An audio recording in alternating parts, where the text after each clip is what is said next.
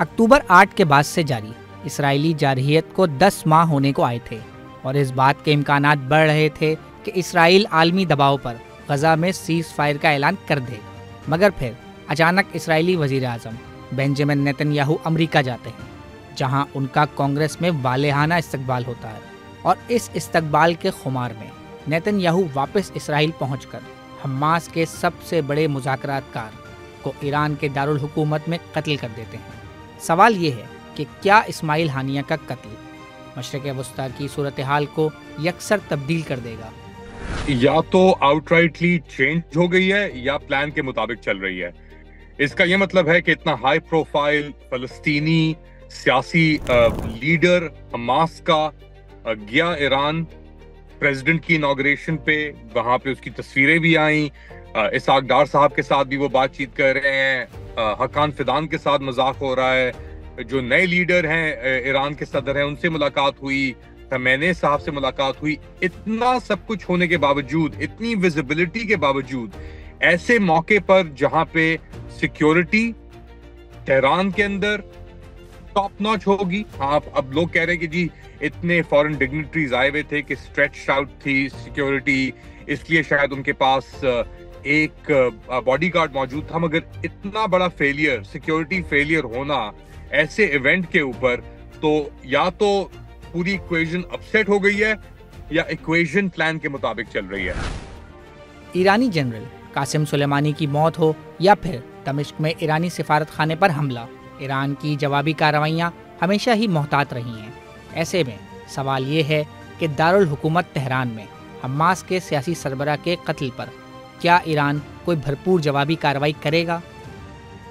ایران کا رسپانس بہت میجرڈ رہا ہے۔ اب یاد رکھیں ایران کے اوپر حملے ہوئے، ایران نے بھی حملے کیے، ایران کے ایسٹس کے اوپر سیریا میں، جارڈن میں اور جگہوں پہ لیبنان میں حملے جاری رہے، مگر ایرانی لیڈرشپ نے ایک بہت ہی محتاط طریقے سے اور میجرڈ طریقے سے اپنی اپروچ رکھی۔ آئی تھنک ایران کو اس بات کا اندازہ ہے کہ اسرائیل نے اتنے بڑے بڑے اسٹریٹجک بلنڈر کر دیے ہیں کہ اب اس کو یہ چھوٹی ونز کی ضرورت ہے۔ ہانیہ صاحب کا قتل کرنا کوئی چھوٹی ون نہیں ہے، مگر پھر بھی اگر آپ ایک براڈر پرسپیکٹو پہ دیکھیں تو ہانیہ صاحب ایران کے لیے شاید اتنے اہم نہ ہوں جتنے شاید قاسم سلیمانی تھے۔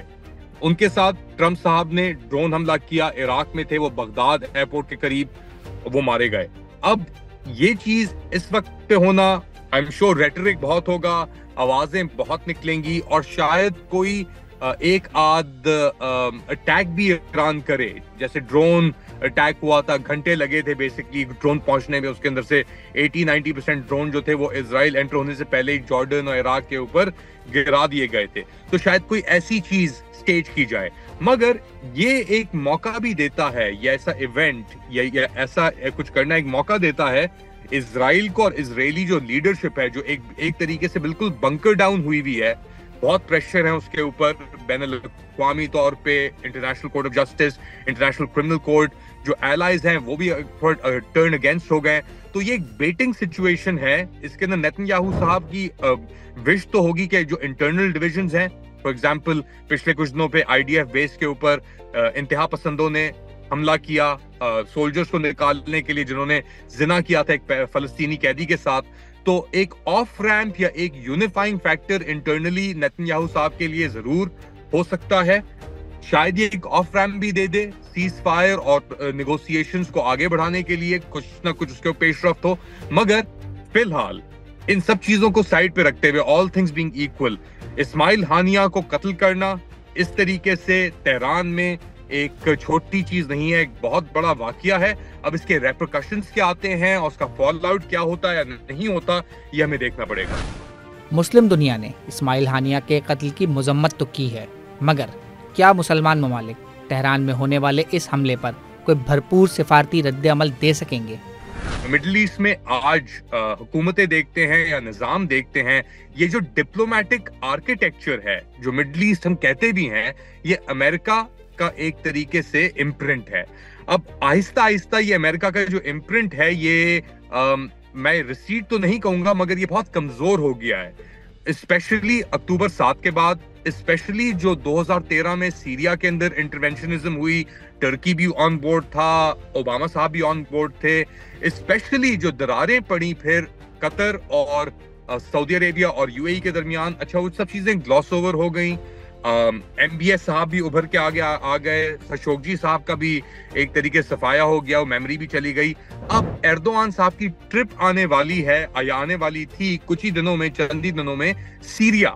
بہت سگنیفیکنٹ ٹرپ, بشار الاسد صاحب کے ساتھ پہلی ملاقات سیرین جنگ شروع ہونے کے بعد ہم ایکسپیکٹ کر رہے ہیں ایردوان صاحب کی. مگر ہانیہ صاحب کا یہ جو اب اساسینیشن ہوئی ہے یا قتل ہوا ہے, یہ کس طریقے سے امپیکٹ کرے گا ٹرکی سیریا ریلیشنز کو, ٹرکی اسرائیل ریلیشنز کو. یاد رکھیں اسرائیل کا ٹاپ 5 جو ایکسپورٹر امپورٹرز ہیں اس کے ٹرکی کی فہرست کے اندر شامل ہے ٹرکی بھی. تو ٹرکی کے اکنامک ٹائز ہیں, ڈپلومیٹک ٹائز ہیں اسرائیل کے ساتھ. چند دن پہلے ایردوان صاحب نے دھمکیاں بھی دی تھیں کہ ہم آ جائیں گے اسرائیل بتائے بغیر, جس طریقے سے ہم سیریا, لیبیا اور کاراباخ پہنچے تھے. تو چیزیں بہت فلوئڈ اور بہت انفلکس ہیں. نیتن یاہو صاحب انڈر سیج ضرور ہیں, مگر ان کو اب ڈپلومیٹکلی ایک ونڈ فال ملے گا, ایک پاپولیرٹی کے اندر ان کی اضافہ ہوگا اسرائیل کے اندر. اور جو یہ ڈویژنز آ رہے تھے, ان کی امید ہے کہ ہانیہ کو نکال کے, ہٹا کے اس طریقے سے اتنا ویزبلی, وہ بھی تہران کے اندر, وہ ایک گولی سے کئی شکار کر لیں گے. مگر یہ شاید ممکن نہ ہو, کیونکہ بات اب اتنی آگے بڑھ چکی ہے. اکتوبر 7 سے لے کے اب تک تقریباً 40-45 ہزار فلسطینی شہید جاں بحق ہو چکے ہیں, ہانیہ صاحب بھی اس کے اندر شامل ہیں. اب لبنان کے اندر جنگ چھڑی جا رہی ہے, وہاں پہ بھی اپنا شکری صاحب کا جو قتل کیا ہے 24 گھنٹے پہلے, حزب اللہ کے سیکنڈ ان کمانڈر تھے وہ بہت ایک سگنیفیکنٹ ہے. تو ایک طریقے سے نیتن یاہو صاحب کا ڈوبتے ہوئے یہ آخری ایک شاٹ ہے کہ بھائی کسی طریقے سے ہر کسی کو ڈرائن کرو, ایران کو بھی, حزب اللہ کو بھی, لبنان کو بھی. حماس کے ساتھ تو انگیجمنٹ چل رہی ہے, تو یہ اب وار براڈن ہوتی ہے نہیں ہوتی, کس کے پاس کیا پیشنس ہے نہیں ہے, کون کیا موو کرتا ہے, یہ باتیں اب ہاتھ سے باہر نکل چکی ہیں. ایردوان صاحب کی ہانیہ صاحب کے ساتھ پرسنل ریلیشنشپس تھیں. ایردوان صاحب کو ایک پرسنل سلائٹ لگے گی, اس کا کیا ری ایکشن آئے گا ٹرکی سے یہ نہیں پتا. ابراہیم ریکارڈ سعودی عربیہ اور اسرائیل بہت کوشش کر رہے ہیں کہ جی وہ اپنے کوئی تعلقات ایک نیا چیپٹر شروع کریں جہاں پہ سعودی ریکگنائز کر لیں اسرائیل کو. اس کے اوپر کیا امپیکٹ آئے گا ہمیں نہیں پتا. یو اے ای کے تو ویسے ہی تعلقات ابراہیم اکارڈ کے تھرو موجود ہیں اسرائیل کے ساتھ. قطر کا رول بہت اہم ہے, قطر میڈیشن کر رہا تھا, اور قطری جو فارن منسٹر ہیں انہوں نے اب بیان جو نکالا ہے کہ جی اگر آپ کس قسم کی میڈیشن کر رہے ہیں جب آپ میڈیٹرز کو دوسری سائڈ کے مار رہے ہیں, آپ قتل کر رہے ہیں. تو بہت سارے سوالات اٹھتے ہیں. اس چیز نے چیزوں کو ایک بار پھر ہوا میں اچھال دیا ہے ہانیہ صاحب کے قتل نے.